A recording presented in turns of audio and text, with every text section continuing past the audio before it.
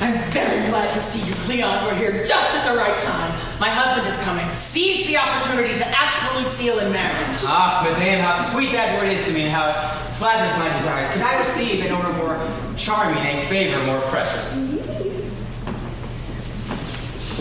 Sir, I did not want to use anyone to make a request of you that I've long considered, and it affects me enough for me to take charge of it myself. So, without further ado, I will say to you that the honor of being your son-in-law is a glorious favor that I beg you to grant me. Before giving you a reply, sir, I beg to ask if you are a gentleman.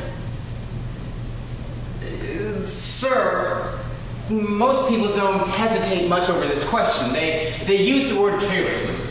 They take the name without scruple, and the usage of the day seems to validate the theft.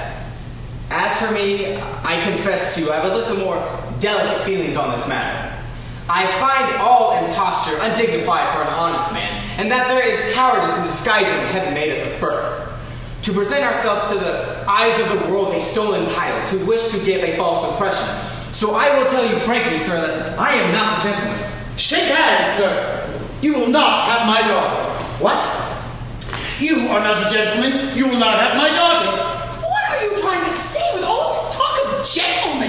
Are we ourselves of the line of St. Louis? Oh, quiet, I see what you are up to. Are we not both descended from good bourgeois families? Oh, there's a hateful word. And was your father not a merchant just like mine? They choke the woman. She never fails to do this. If your father was a merchant, so much the worse for him. But as for mine, those who say that are misinformed, all I have to say to you is that I want a gentleman for a son-in-law.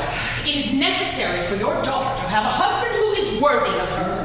And it's better for her to have an honest, rich man who is well-made than an impoverished gentleman who is badly built. That's true. Why, we have the son of a gentleman in our village who's the most ill-formed and the greatest fool I've ever seen. Oh, hold your impertinent tongue. You always butt into the conversation. I have enough money for my daughter. I need only honor. And I intend to make her a marchioness. A marchioness? Yes, a marchioness. God save me from it! It is a thing I have resolved. As for me, it is a thing I will never consent to. Marriages above one's station are always subject to great inconveniences. I don't want a son-in-law who can reproach her parents to my daughter, and I don't want her to have children who are ashamed to call me their grandmother. What I want, in a word, is a man who will be obliged to me for my daughter, and to whom I can say, sit down there, my son-in-law, and have dinner with me. Surely those are the sentiments of a little spirit, to always want to remain in a base condition. Don't talk back to me. My daughter will be a marchioness in spite of everyone. And if you make me angrier, I'll make a duchess of her. Don't lose courage yet, Cleon. Follow me, daughter, and you tell your father resolutely that if you can't